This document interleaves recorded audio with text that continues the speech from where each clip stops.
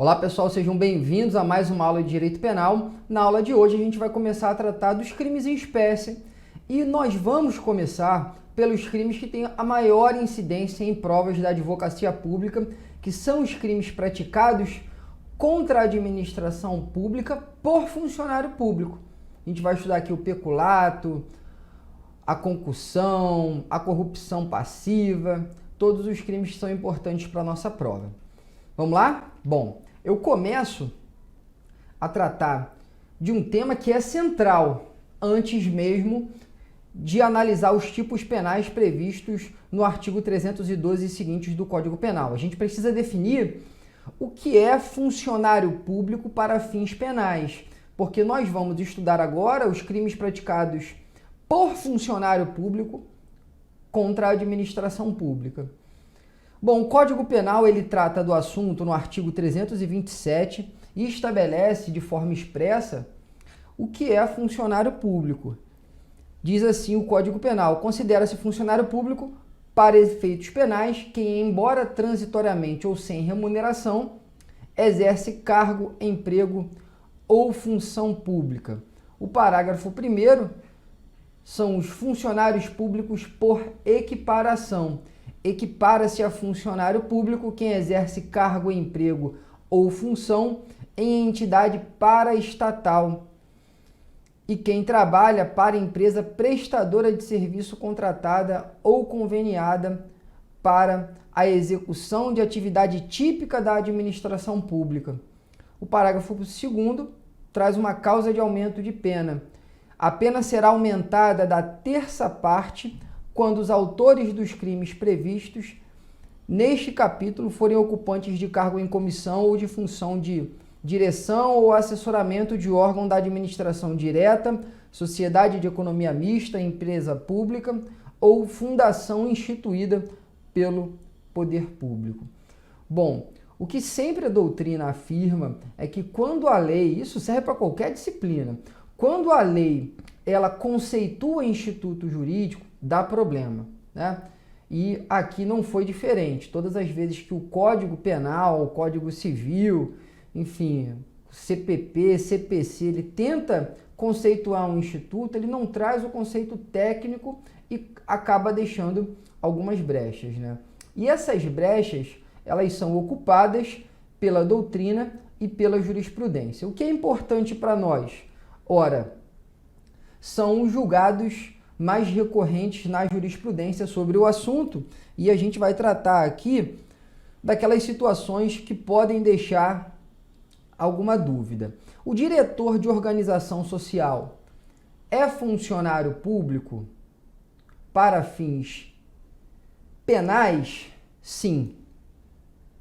Essa é a posição do Supremo no HC 138.484 do DF, tá? Cuidado, diretor do sistema S, não. Esse é o julgado mais recente do STJ, tá? Então, para o STJ, diretor do sistema S, não. Não é funcionário público por equiparação. Apesar do próprio texto da lei mencionar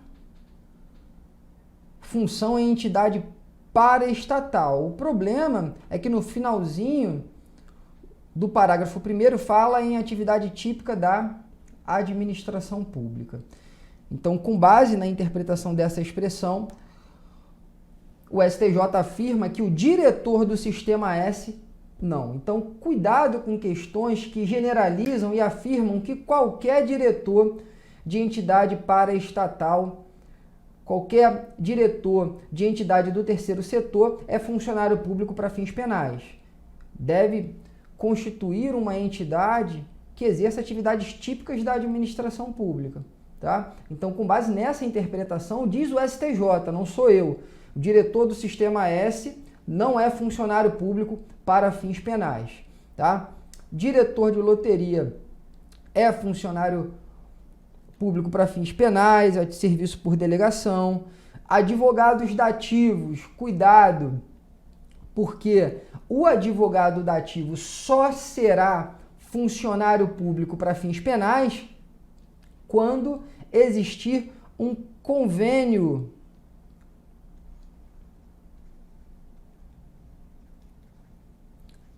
com a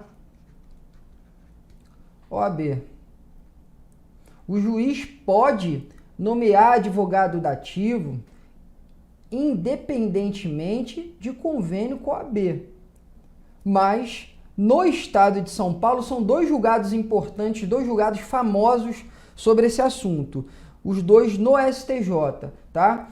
Que fala sobre H6 de São Paulo. Qual é a peculiaridade? Porque em São Paulo existe um convênio da OAB com o poder público. E diz o STJ, em razão do convênio com o poder público, o advogado dativo, ele passa a ser funcionário público para fins penais. Aí cai na sua prova dizendo que aquele que se sujeita a um munus público, que é o caso do advogado dativo, é funcionário público para fins penais. Está errado.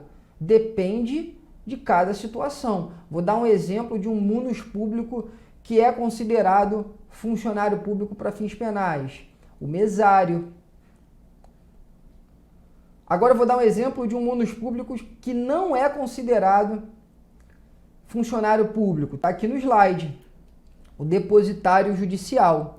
O depositário judicial que vende os bens que estão sob a sua guarda a título de depósito não pratica crime contra a administração pública. Essa é a posição do STJ. Então, o depositário judicial, ele se sujeita a um munus público. Munus público é aquela obrigação imposta por lei em que a pessoa é obrigada a se sujeitar, salvo as hipóteses legais que permitem a escusa. O munus público, também presente aqui no depositário judicial. Agora, diz o STJ, depositário judicial, não. O advogado dativo pode ser funcionário público apenas na hipótese da existência de convênio entre a categoria e o poder público. Muito cuidado com isso, porque eu já vi gente afirmando o advogado dativo é funcionário público porque exerce uma função, Não é esse o fundamento, não é a natureza da atividade de assistência jurídica hipossuficiente nos locais em que não há defensoria pública, não é esse o fundamento. O fundamento do advogado dativo ser considerado pelo STJ como funcionário público é a existência de convênio. Tudo bem?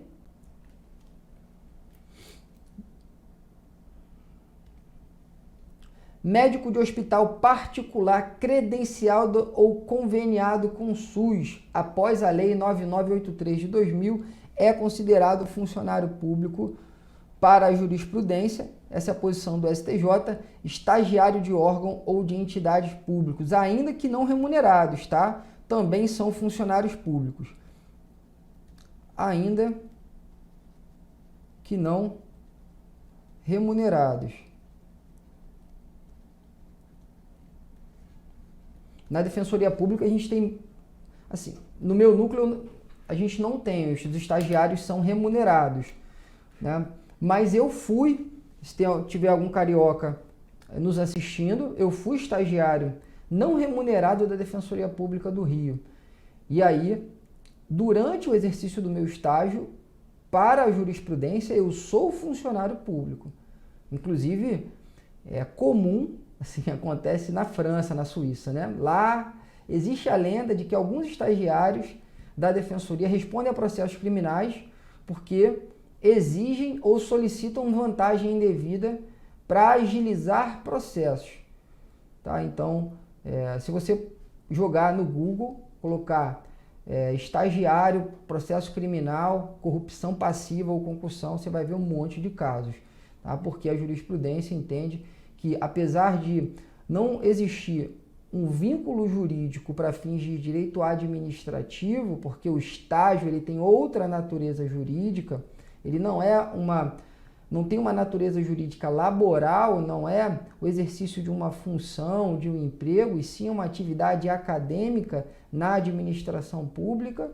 Mesmo assim, para fins penais, é funcionário público.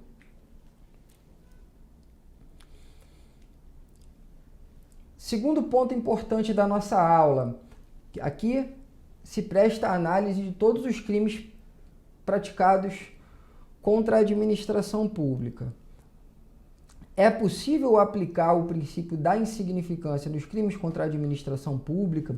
O STJ possui uma súmula e diz: o princípio da insignificância é inaplicável aos crimes contra a administração pública.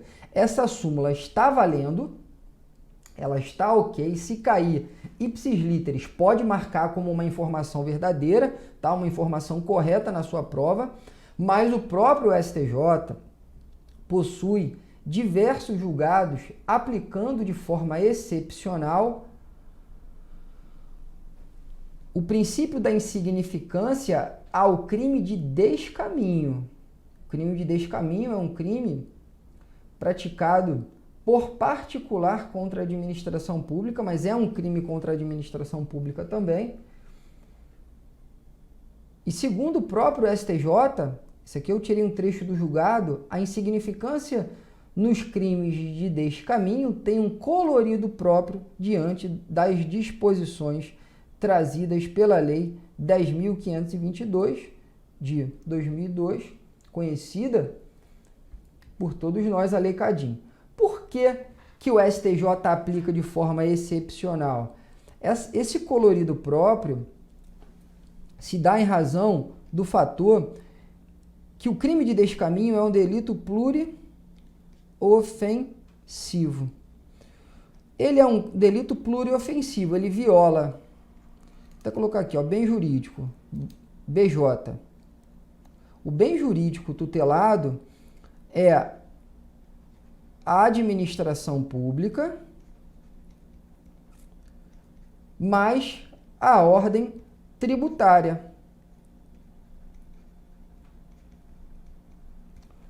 Porque no final das contas, o crime de descaminho é a entrada de produto no país sem o recolhimento do tributo devido. Então ele viola a administração pública e viola também a ordem tributária. Esses crimes que violam mais de um bem jurídico são chamados de delitos pluriofensivos, porque ofendem a mais de um bem jurídico. Em razão da proximidade do delito de descaminho com os crimes contra a ordem tributária, porque ele é metade do pai, metade da mãe, então, em razão de um dos sobrenomes dele, né, ele admite a aplicação do princípio da insignificância e aplicando também a regra que é aplicada aos crimes contra a ordem tributária, em que o limite para a aplicação do princípio da insignificância é o mínimo para execução pela Fazenda.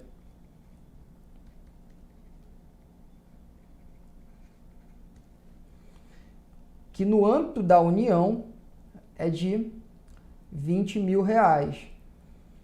Posição do Supremo e também do STJ foi superada aquela discussão dos 10 e dos 20 mil. Se você não lembra, tinha uma discussão se era o valor de 10 mil ou de 20 mil. Hoje pacificou R$20.000, posição do Supremo e do STJ, para crimes em que a Fazenda Nacional seja a fazenda violada. Se for uma fazenda estadual ou uma fazenda municipal, a depender do crime, aí se aplica esses limites de fazenda para os crimes contra a ordem tributária. O crime de descaminho não tem descaminho estadual, não tem descaminho municipal. O crime de descaminho, ele é um crime federal, então se aplica o limite de R$20.000. Para os outros crimes contra a ordem tributária, a gente vai verificar o limite de cada fazenda. Se for um crime, por exemplo, estadual, aí nós vamos aplicar o limite estadual para a execução,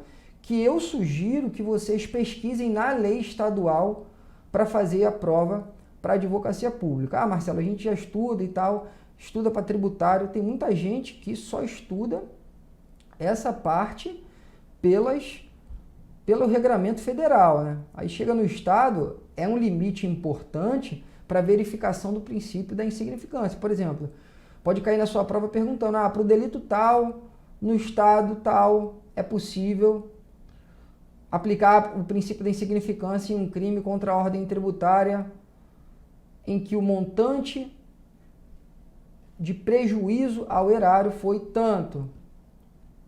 Então, a questão pode trazer essa conta, tá?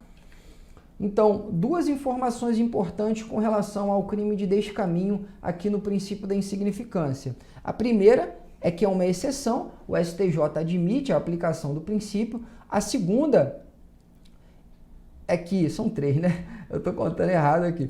A segunda informação importante é que o crime de descaminho ele é um delito pluriofensivo, então admite a aplicação do princípio, porque além de violar a administração pública, ele viola também a ordem tributária. E terceiro, por violar a ordem tributária, o limite para a aplicação do princípio da insignificância é o mesmo do limite aplicado aos crimes contra a ordem tributária. Na União, R$20.000, e para as outras fazendas depende da lei estadual ou municipal. Tá? O Supremo Tribunal Federal aplica de forma excepcional, eu estava tratando por enquanto do regramento no STJ, o Supremo não aplica essa súmula, lembrando que a súmula é uma súmula do STJ, tá? O Supremo não aplica a súmula, a regra no Supremo Tribunal Federal também é pela não incidência do princípio, tá? Então, apesar da súmula ter sido editada apenas no âmbito do STJ, no Supremo a regra é também que não se aplica,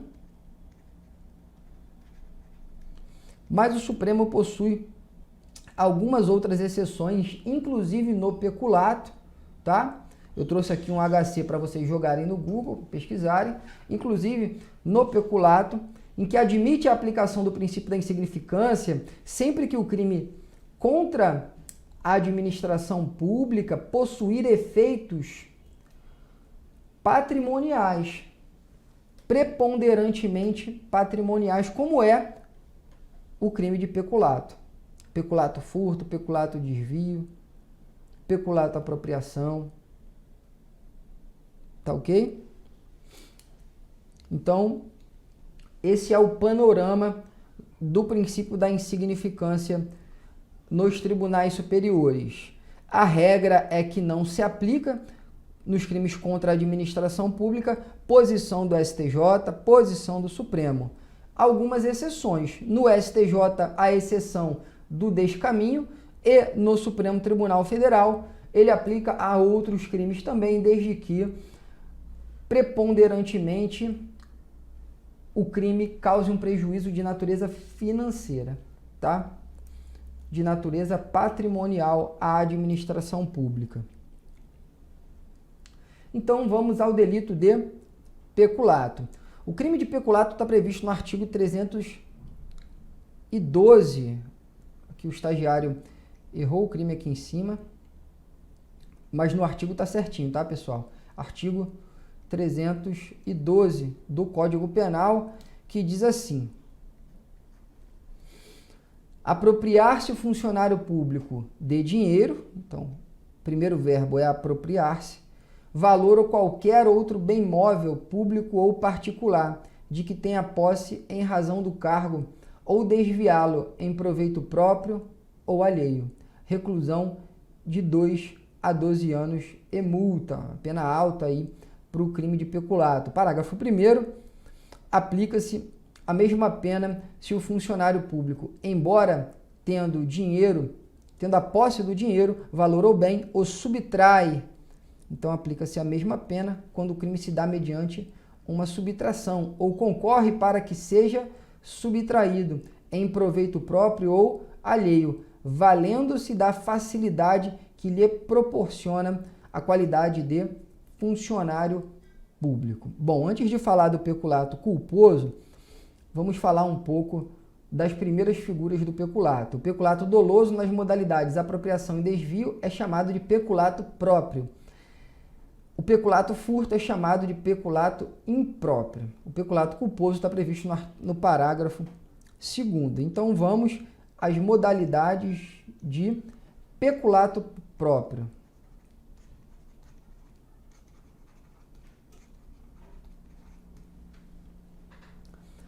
O peculato próprio, ele se divide em duas figuras. A primeira delas é o peculato apropriação.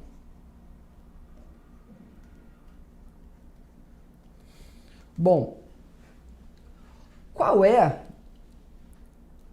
a conduta que vai identificar a conduta do peculato apropriação na prova? Na prova você vai identificar o peculato apropriação, a gente chama essa identificação de análise do tipo objetivo. É analisar a descrição do comportamento proibido pela lei.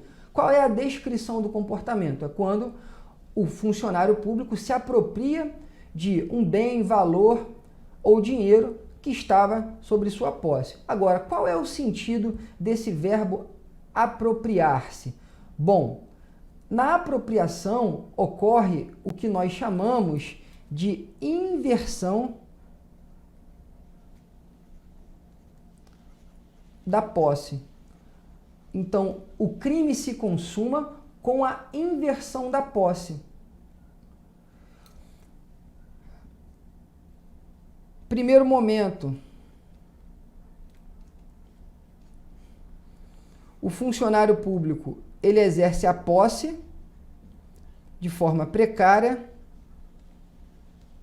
porque ela é em nome de outra pessoa. Ocorre a inversão da posse e ele passa a agir em um segundo momento como se dono fosse.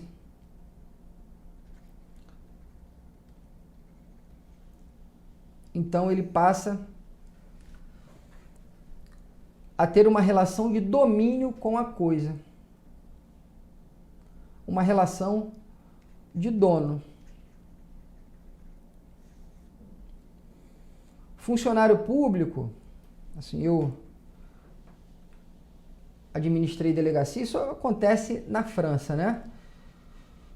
Já aconteceu de chegar numa delegacia nova, eu fui delegado 6 anos, chega lá, o cara tá usando uma moto que é da delegacia há 12 anos.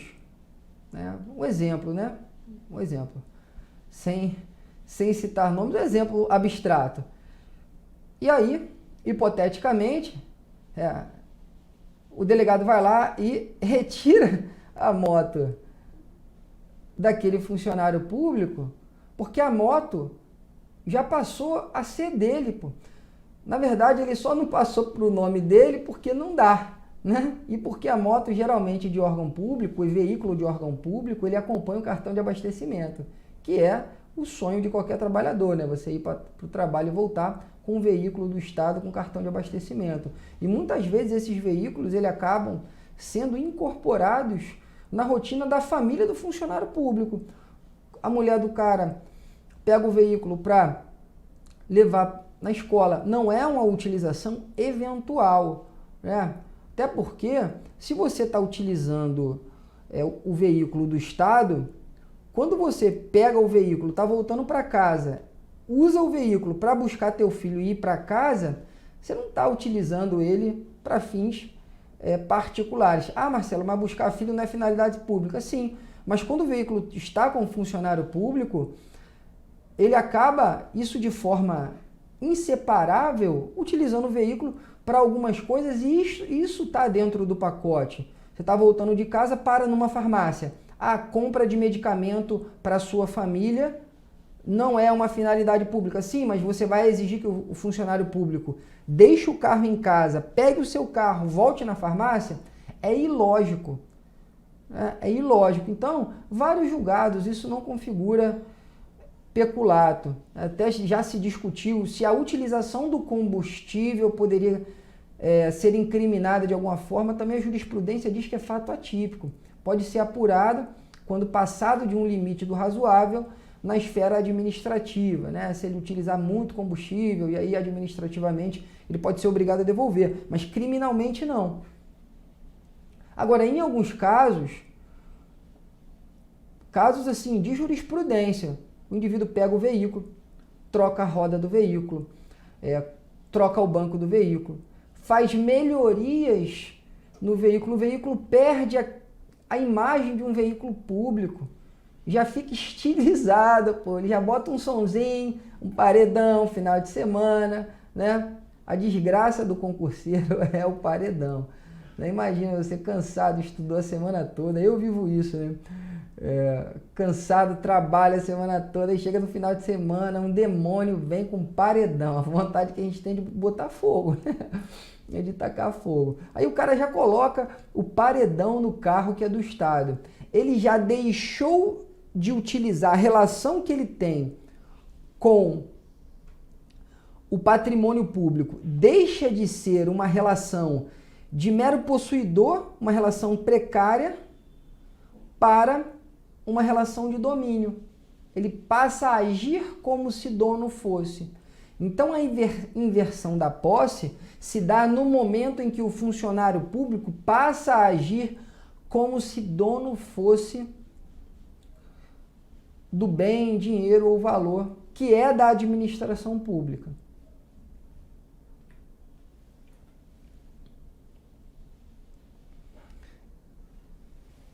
Esse é o peculato à apropriação. Eu vou limpar aqui para a gente falar sobre o peculato desvio.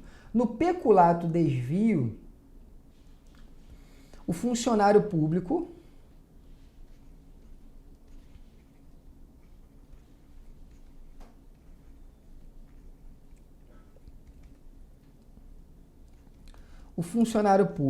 ele tem a posse e ele desvia, ou seja, ele dá a destinação diversa,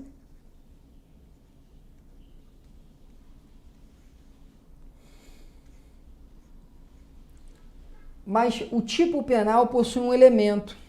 Olha o que diz no finalzinho do artigo. Em proveito próprio ou alheio.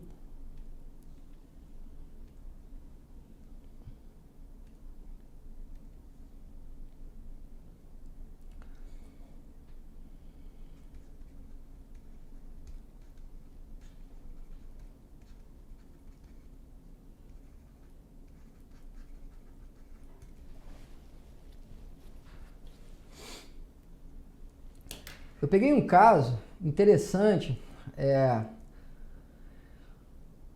um auditor fiscal, ele recebia aquelas notas fiscais, né,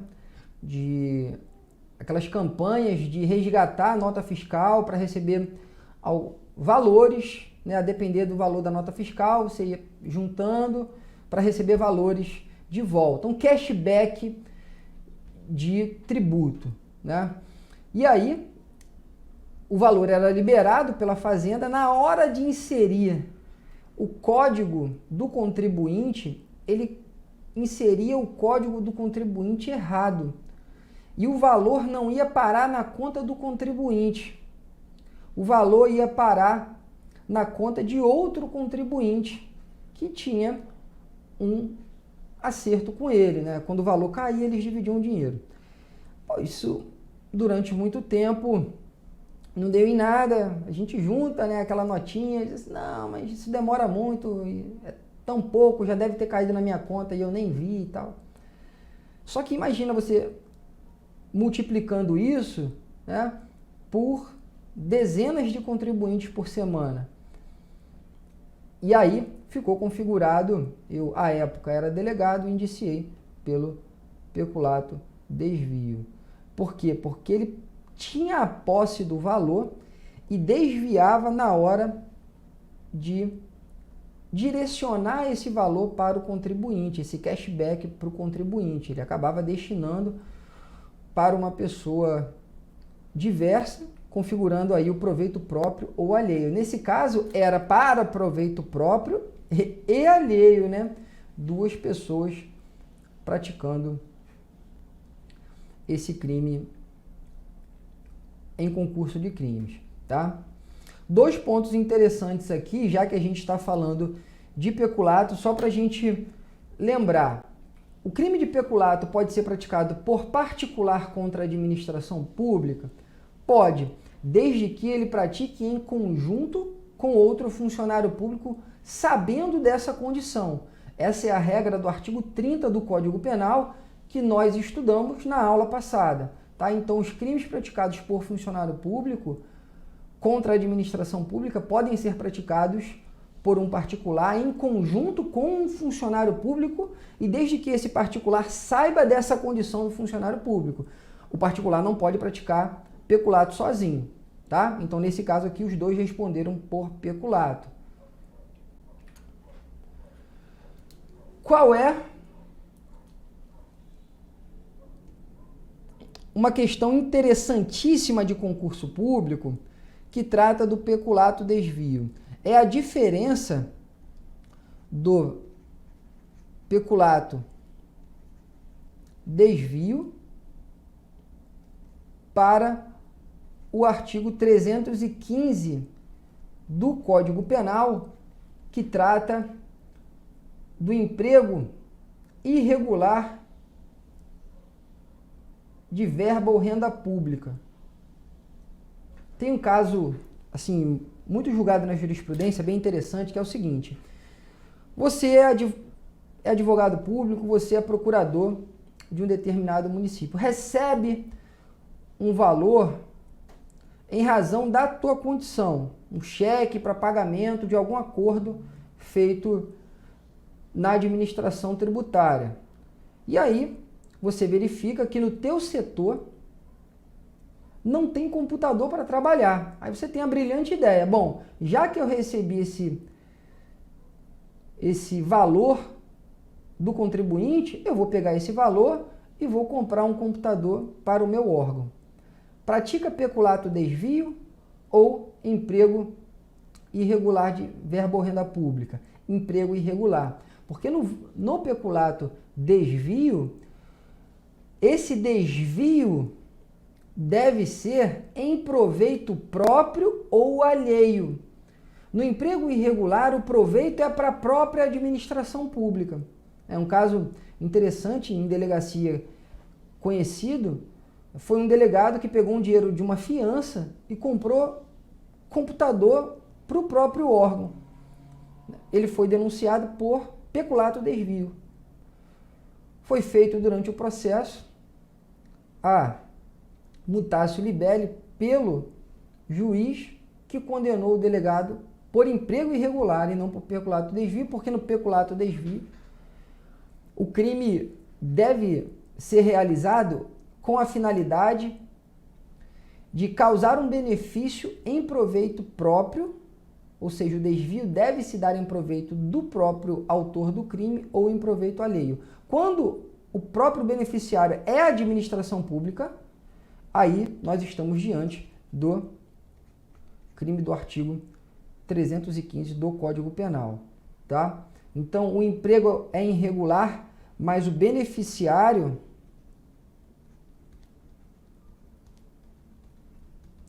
é a própria administração pública. No peculato furto, nós temos a mesma ideia do crime de furto, nós temos uma subtração que é punida quando o autor da subtração é um funcionário público. Agora, a peculiaridade aqui é que esse funcionário público deve praticar a conduta valendo-se da facilidade que proporciona a qualidade de funcionário público.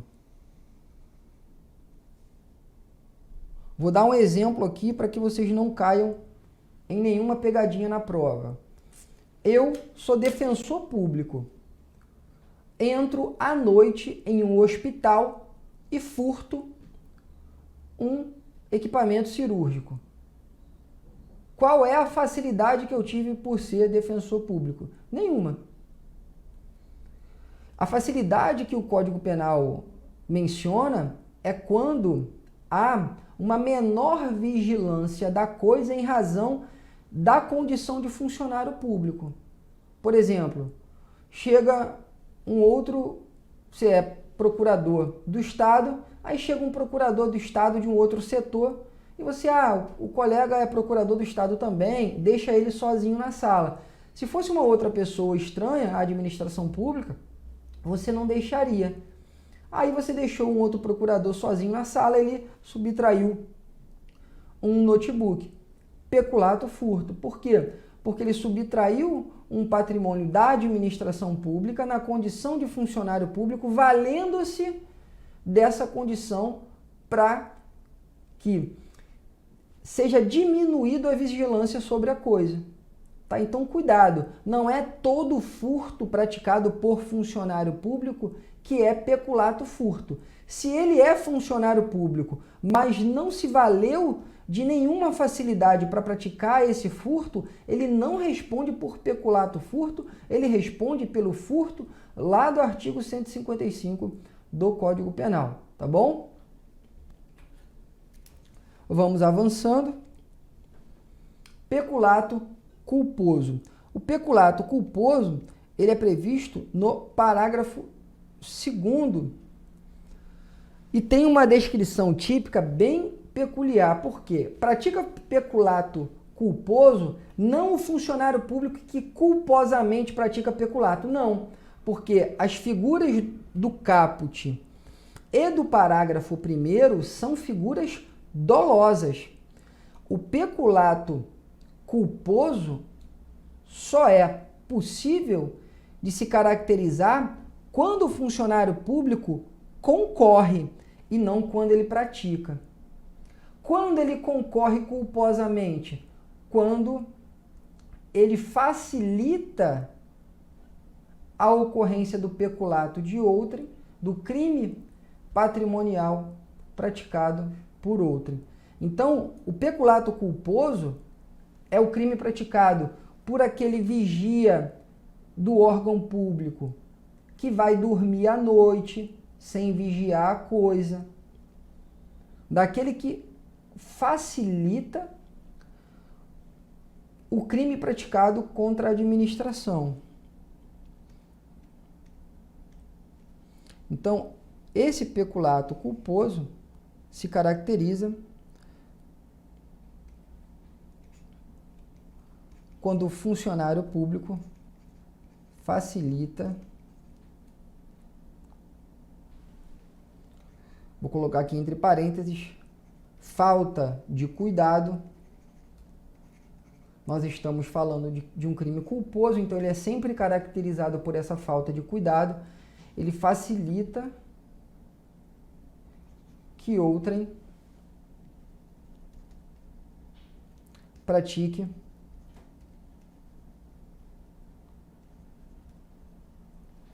crime contra a administração pública.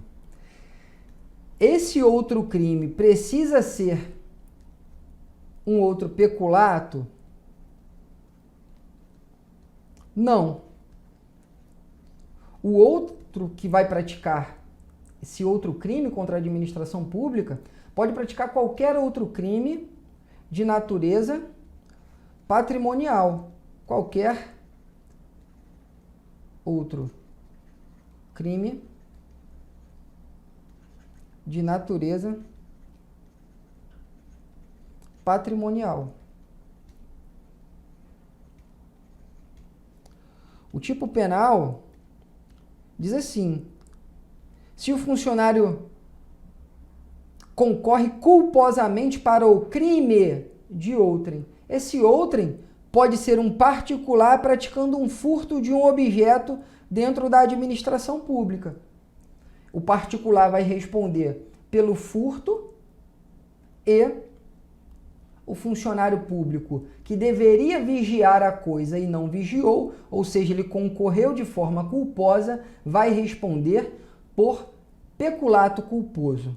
Agora, a grande vantagem não é vantagem, né? O grande benefício do peculato culposo é esse aqui, ó. O peculato culposo, ele possui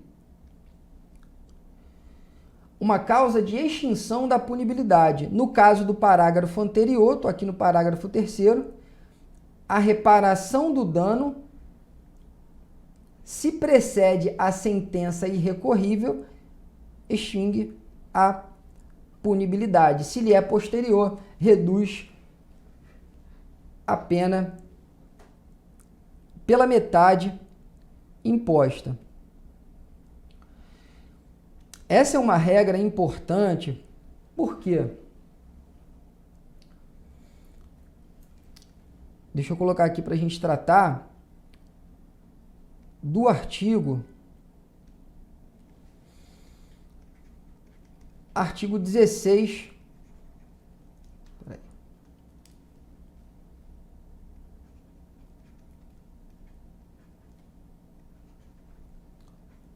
Do Código Penal. Esse artigo 16 do Código Penal traz o arrependimento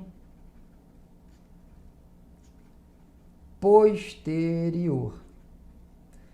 Dá uma lida no artigo 16 e você vai ver que o arrependimento posterior é um benefício penal para aqueles crimes que não são praticados mediante violência ou grave ameaça e quando o autor do crime restitui a coisa ou repara o dano até o recebimento da denúncia. Ela é uma causa de diminuição de pena.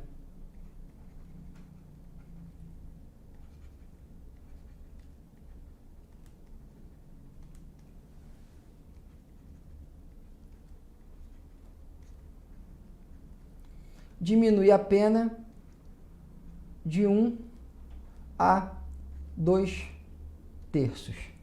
Essa é a regra.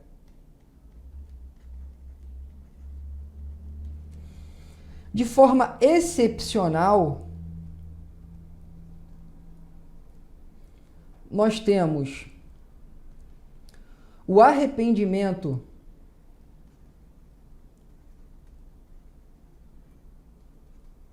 posterior como uma causa de extinção da punibilidade.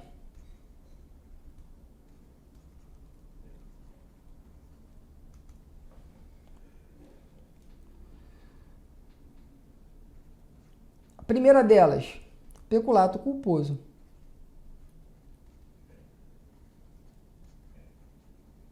Peculato culposo,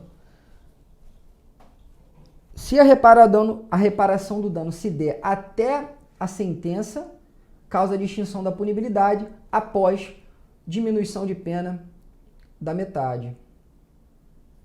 Então nós temos uma possibilidade no peculato culposo do arrependimento posterior, que é a reparação do dano pelo autor do crime, extinguir a punibilidade. A segunda hipótese, e por isso esse tema é tão importante, porque é importante na administração pública, é importante na ordem tributária, é que o pagamento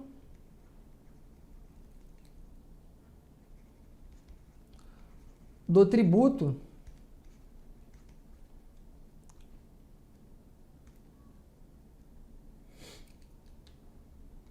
devido nos crimes contra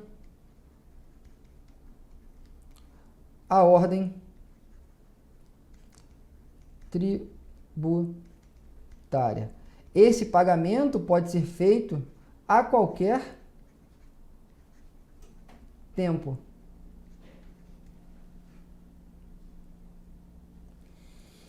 Esse entendimento do STJ não se aplica ao descaminho.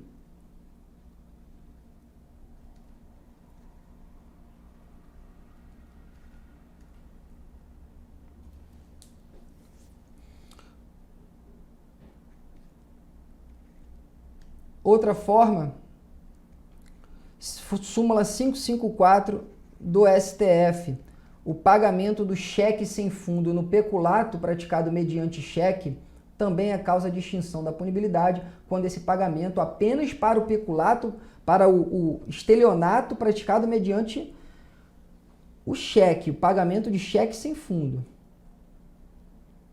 E não pode ser cheque pós-datado, tá? Cheque pós-datado não é título de crédito. Então a súmula 554 diz que no estelionato praticado mediante o cheque sem fundo, como instrumento da fraude, quando esse pagamento é feito até o recebimento da denúncia também, é causa de extinção da punibilidade. E a última, a composição civil nos juizados especiais. Isso aqui cai demais em prova para advocacia pública. Demais, demais, demais. Claro, as duas hipóteses mais cobradas é do peculato culposo e do pagamento do tributo devido nos crimes contra a ordem tributária, lembrando que esse entendimento não se aplica ao crime de descaminho. Vou fazer um corte e a gente volta no próximo bloco, continuando com os crimes contra a administração pública.